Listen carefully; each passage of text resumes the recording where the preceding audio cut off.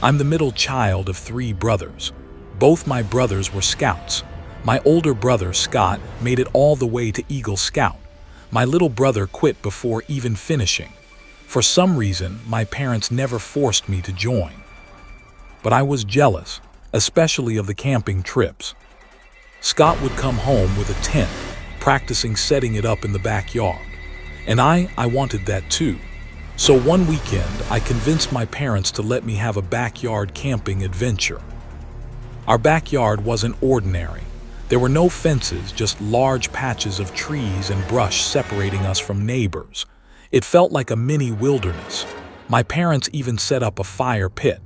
My little brother joined us, roasting marshmallows, but he couldn't sleep in the tent. He was too young. As the night went on, Scott and I played on our Game Boys. I had Super Mario Bros. 2, a game I loved but could never beat. Eventually, exhaustion caught up with me. I tried to sleep, but I couldn't. Something felt off. When I finally opened my eyes, Scott was gone. His sleeping bag was empty, and I was alone. I unzipped the tent, just enough to peek outside.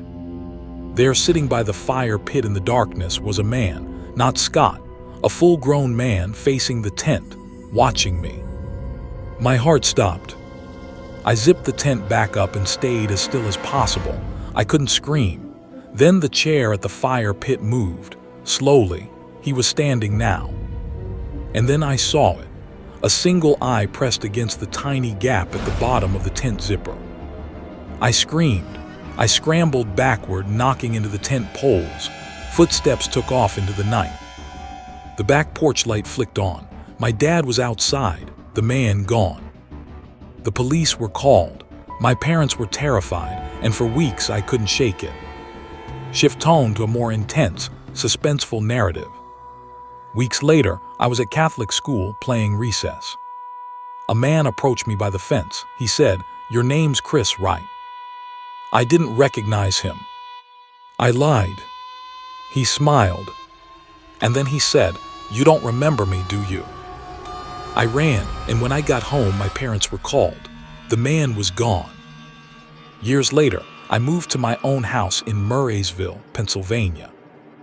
One summer, I hosted a backyard party. Friends, music, a pool, everything seemed normal. But earlier that day, while setting up, I heard it. A throat-clearing cough from the woods behind the pool house. No one should have been there. I froze. I called a friend to help set up. The party went on, but I kept glancing toward the tree line. That cough haunted me. After everyone left, I went to bed. Around 2:00 a.m., I heard a splash. Someone was swimming in my pool. Not a guest, a stranger. He climbed out, dripping wet, towering over the shallow end, staring at the house. Then he walked straight toward the sliding door. Not running, not panicked, just walking like he knew exactly where he was going.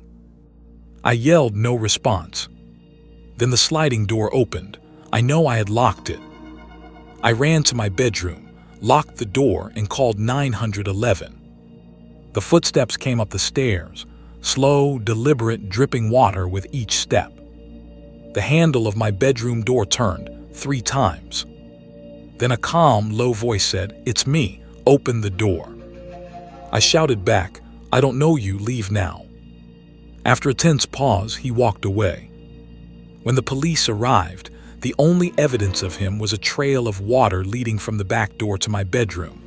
No one else was home. No one else saw him. I will never forget that night. If you enjoyed this story, make sure to like, share, and subscribe for more suspenseful true stories.